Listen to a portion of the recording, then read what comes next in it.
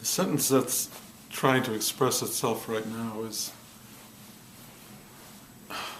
it's a really interesting idea, and it's true, but it's very hard to grasp.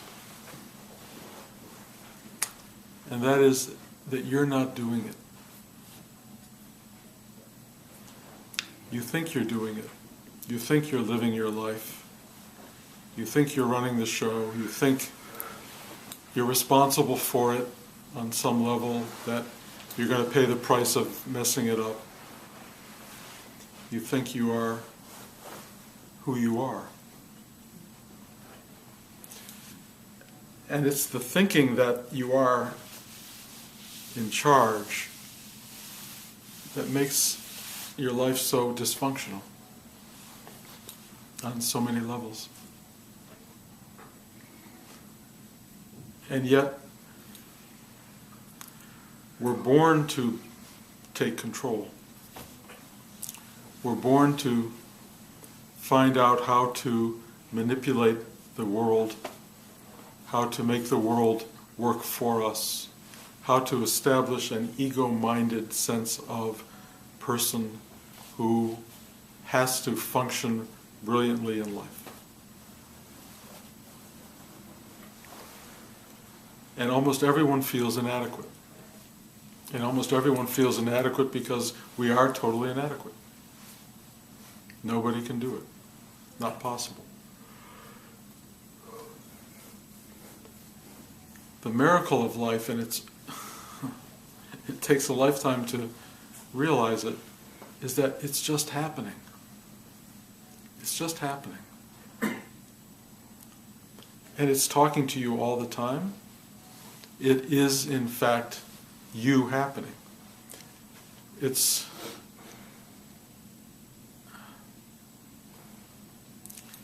We're in the passenger seat, guys. You're not driving.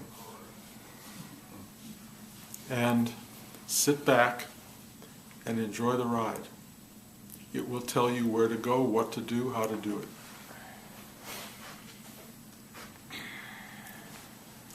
And even when it's not telling you as such, and you can't hear the message, it's still doing it. You think you're going to go this way, it decides it's going to go that way. You want this out of life, it's going to give you that. And there's a sort of internal struggle, sometimes a war, between you and the driver. And there's often frustration and a sense of what's going wrong. There's a lot of something we call obstruction that comes into life, where things don't move forward, or they don't move in the direction we would love them to go, and we feel something is amiss.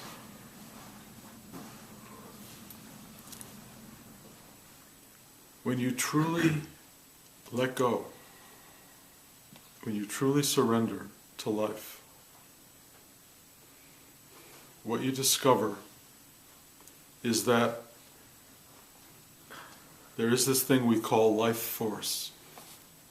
The life force. It is operating within you. It is the force that operates around you. It is one dynamic force. If you can surrender and let go and trust life and recognize life and open to what is, this force has so much power, so much capacity, that you can become this remarkable representation of life energy. The first and best teacher I ever had about this was Rudy. Rudy was a living dynamo of energy. I've never seen anybody like him ever. Not before, not since. Nothing in Rudy got in the way. He just grew and grew and grew and evolved and developed and worked and produced and undertook one thing after another. There was never a thing in Rudy that I could see that said no. It just said yes, yes, yes, yes, yes. And this force that was driving Rudy's life was never impeded by Rudy. He just gave himself over to the dynamic of being. The true dynamic of being is extraordinary. We are such potent, powerful, rich, vibrant entities. And yet, what is it that stops us from expressing that? What is it that corrodes us, that pulls us in, that obstructs, blocks, frustrates all of these things in our lives? And mostly it has to do with fear and desire. Fear and desire mean that your own ego mind has decided you want this and you're afraid of that. So you run from one thing and you move toward another, and there's this entire potency to move in all these directions, and you are stuck running toward the thing that gives you pleasure and away from the thing that scares you. And it's only when you start to let go of your fear and your pleasure, meaning basically your personal private story, your personal private narrative, only when you start to let that go do you start to realize that you can move in 5,000 directions instead of one direction. And that you have the energy to do all of this stuff, to be so capable in life. And yet, here we are stuck in, this is what I am, this is what I do, this is how I function. It can only be this way on my terms. Well, life energy then goes into this tiny little tube, and it just gets blocked up. It gets blocked because you are not allowing possibility. Because your life story tells you, I'm not that person, I can't do that, I'm something other. You're none of the above. You are infinite possibility. You are infinite possibility. Now, yes, I know there are predispositions in life to being a definition of self. You are male or female. You are a mathematician or you're an artist. You are a extraordinarily extroverted, wonderful presence, or you are this kind of introverted self. And you kind of find yourself pushed into these categories by the story of your life, by your behaviors, by incidents that have occurred. And yes, a lot of the times you have to function within the dynamic of that. But you don't have to be stuck in the dynamic of that. You know, if you find that you are a musician, let's say, and you play one instrument, you can bring all the forces of the universe into your life and become the most masterful musician ever, or you can begin to find a way to discover how that music in your life is playing everywhere at all times.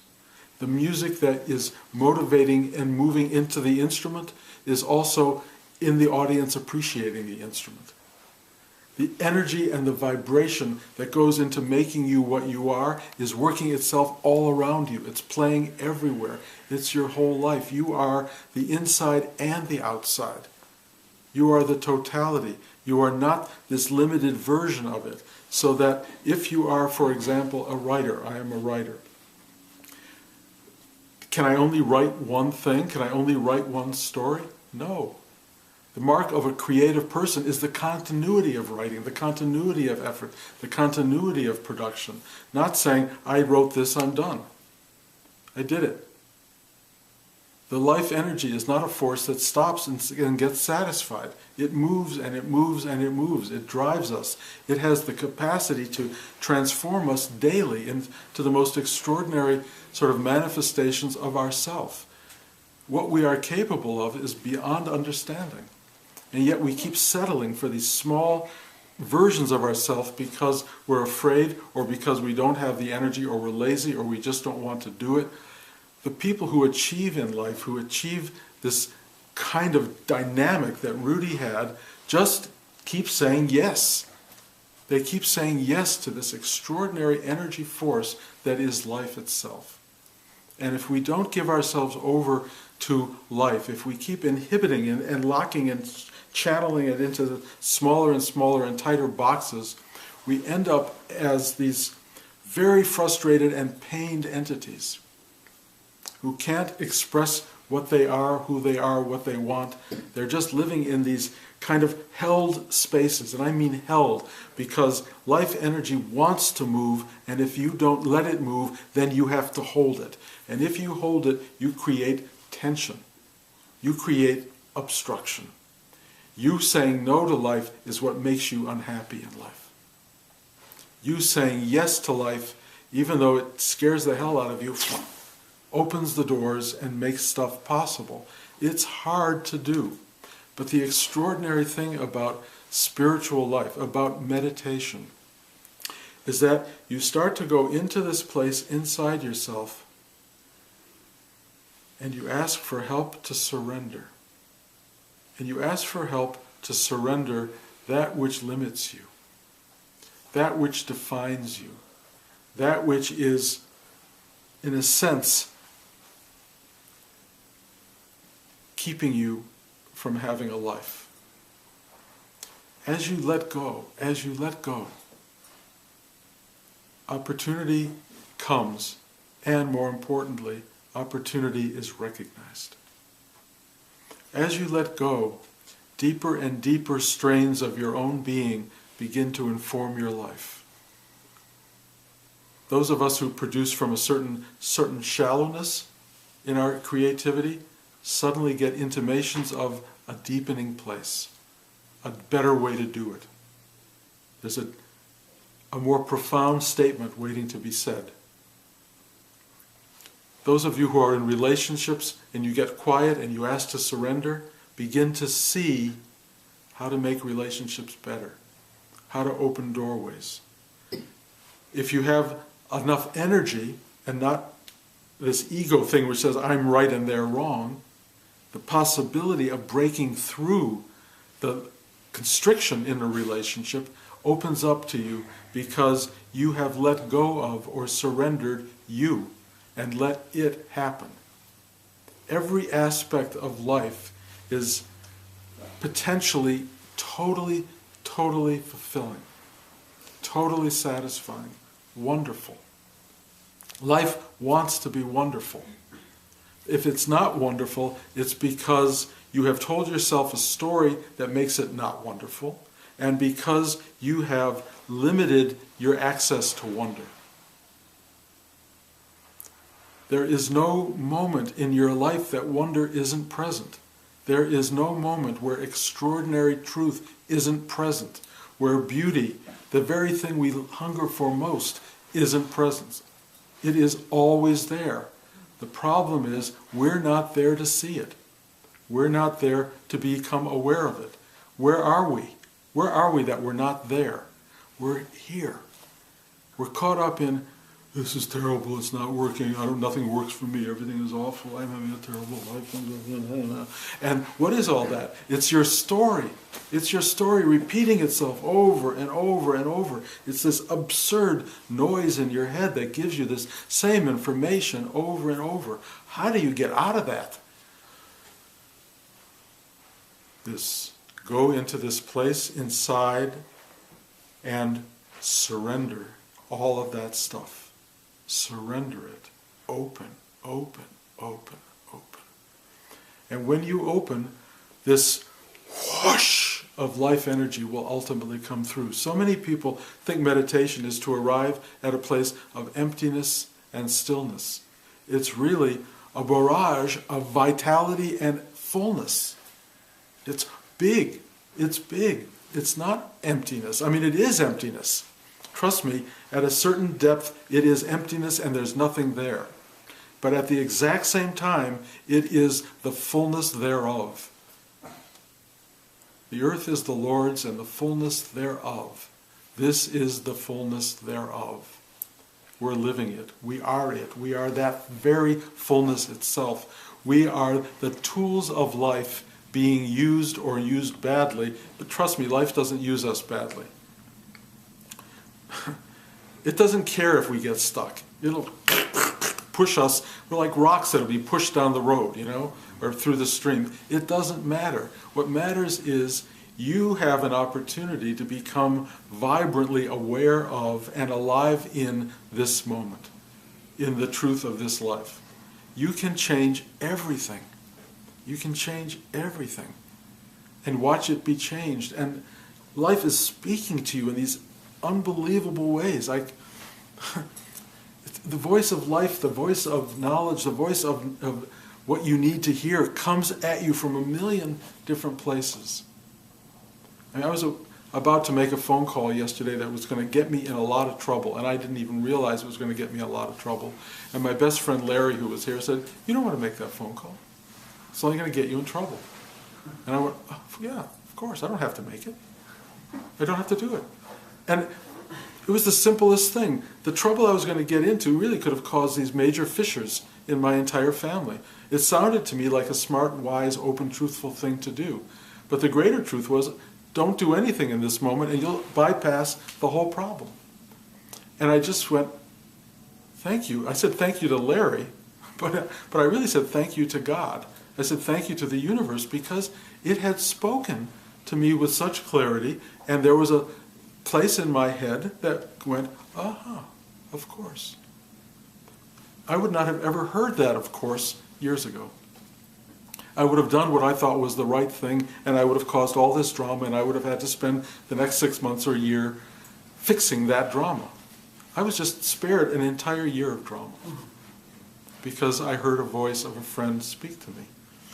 The voice of a friend is the voice of everyone around you. People, if you hear deeply, if you are open to life, you will see people are talking to you all the time. And the ones that have to get through will get through. You'll also know the ones you don't need to hear. You'll just know. That's not the one. That's not the one. That's the one. There's this phenomenal sense of knowing. And when you hand yourself over to knowing and to the universe, you discover that the universe is in charge. It's in charge. You think you know what's going on. It knows what's going on. Your job is to be wonderfully responsive and to be a joyous partner in its creation. Love this journey. Find your way through it. Don't sit around moaning all the time about all the problems. The reason we moan all the time is because we don't have clarity and we don't know how to take action. If you want clarity, go deeply inside, open your heart, sit there in the stillness, and clarity will come into focus.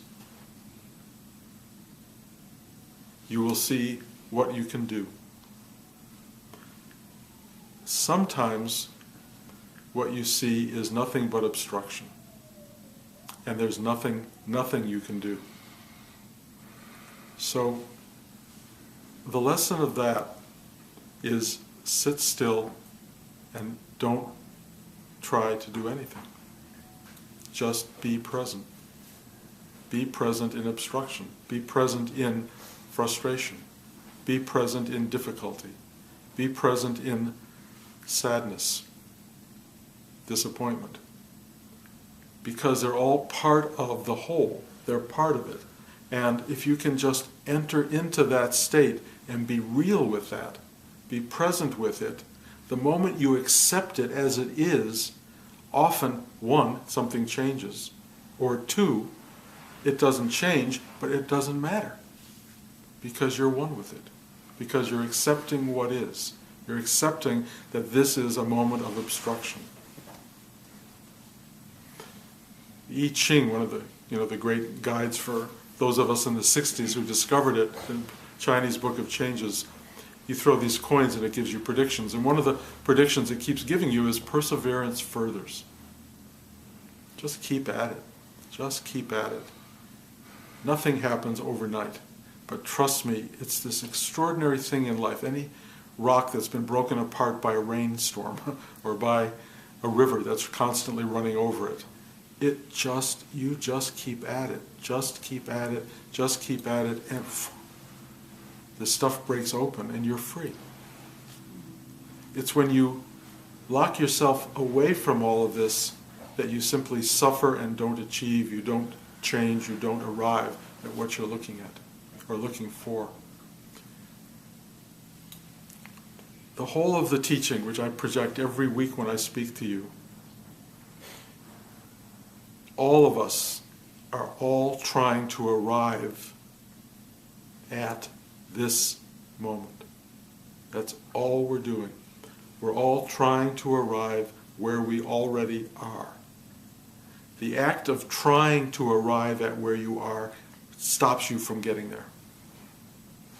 Trying to arrive where you are implies that there's a you and an it. Stop trying to arrive where you are and just be where you are. Just be. And there's nothing to do to be where you are. You're already there. You're already there. All that's required is a kind of wow. That's all that happens. Wow. That's the entirety of your spiritual life. Everything you're aiming at, everything you're trying to do is to arrive at that spot that goes,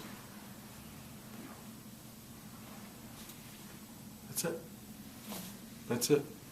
You try to get there, you meditate to get there, you ask to get there, you beg to get there, you go on pilgrimages to get there, you do all of this stuff, which only just keeps you further and further away from getting there because you can't get where you are already there.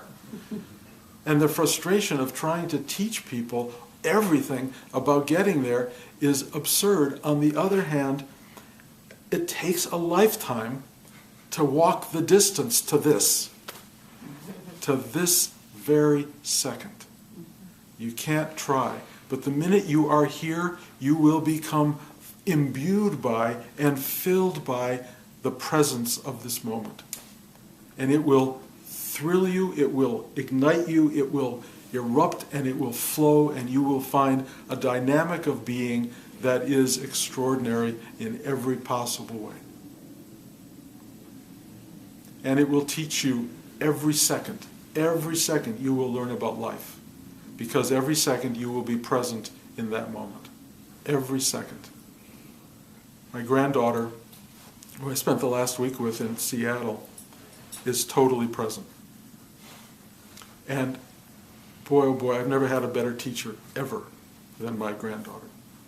And I watch how she moves from one thing to the next.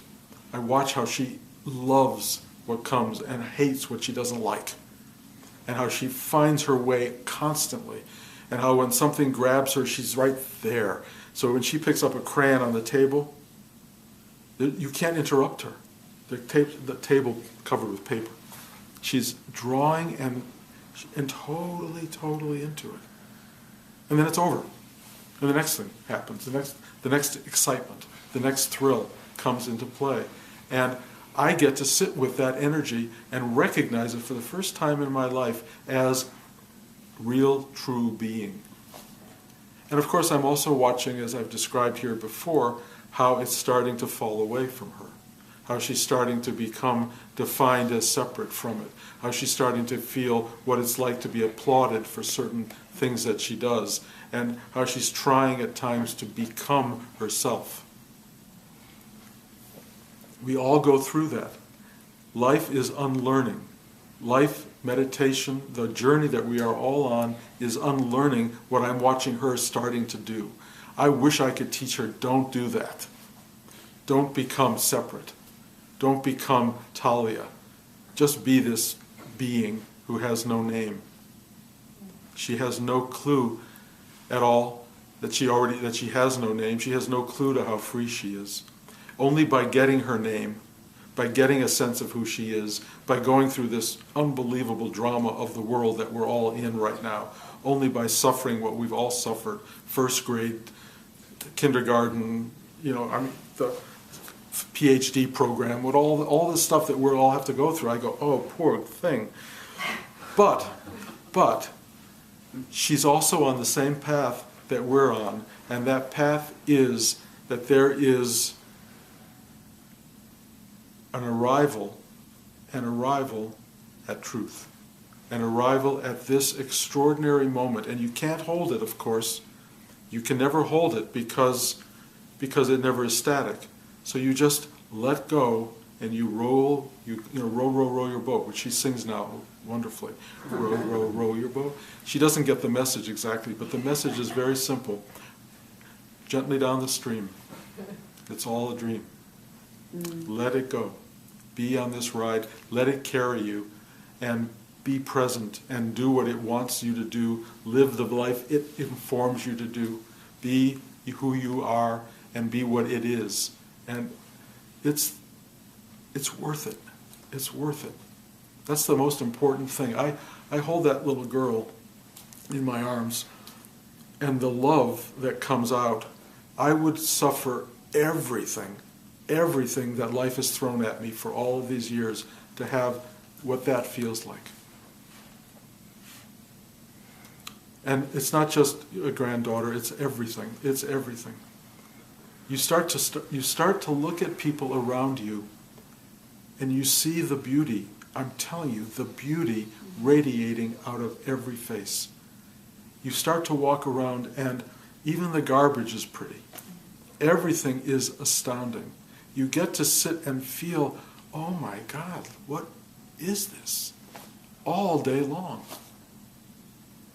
And that's the gift of what we're doing here. The gift of this meditation, this practice, is that we finally arrive at a place where we really go, oh my God, look at this. Look at this. Taste it. Smell it. Feel it. And I'm telling you, even when it hurts, even when it tastes bad, even when it smells bad, it's amazing. And that's what we're trying to do. We're trying to find the freedom to just be what we are. And we're all here trying that. Every one of us is trying to do it.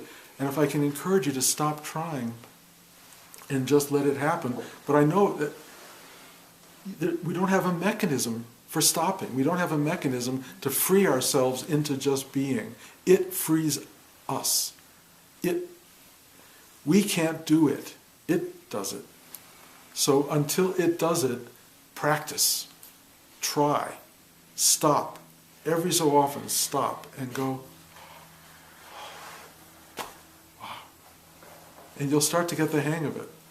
And at some point, you will have this moment where the trying part of you is no longer there.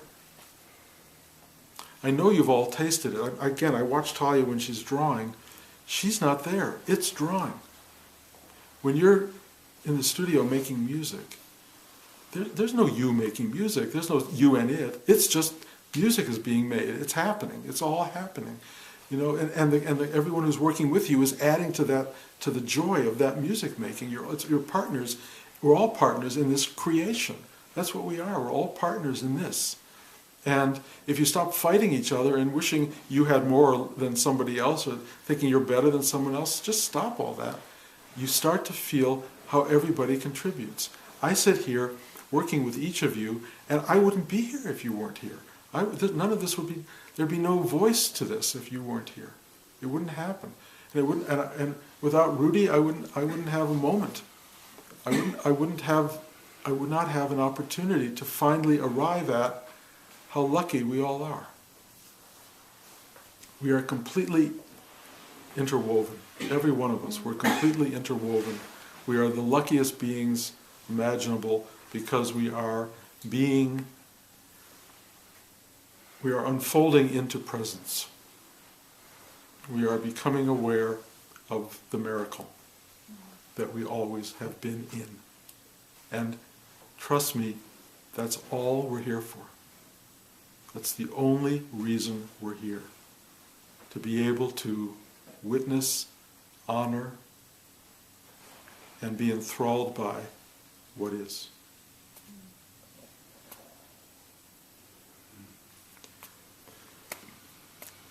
This week, Thursday, is Rudy's birthday, his 85th birthday.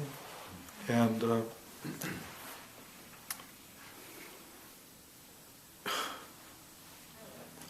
you know, I got to witness life force present, and I got to witness life force gone. I'll tell you the most important thing that happened when Rudy died years ago was I was sitting in the meditation room the day he died, after we had all learned that he died. And I was kind of bowing down. I was all by myself. Everybody else was upstairs crying and whining. And I just went down to the meditation room and I just bowed down and I felt Rudy goose me. You know, it was like, but it was so Rudy. I mean, it was exactly what he would do. And it was basically saying, you can't lose the life force. You can't lose what I am. It doesn't go anywhere. It will never go anywhere. And Rudy, I've never cried a tear over Rudy's death, ever. Because I never lost him. Never, never. And I'm telling you, that's the lesson.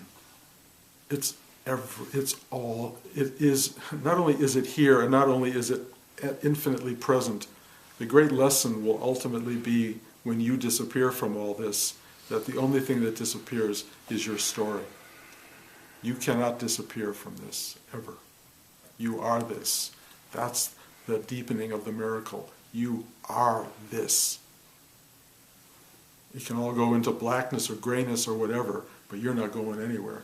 You are infinite and eternal, and the life force that animates the making of this will be your source and the core of your being for eternity. So today we celebrate Rudy's birthday. I do. We're going to have a cake downstairs. If you want to join us right afterward, we'll just sing happy birthday. And it's a great cake. It's his favorite cake. It's called Princess Cake. And it's Norwegian and it's really wonderful. And have a slice. And thank you guys for being here, because you are what makes this whole. Thank you. Thank you, Jess.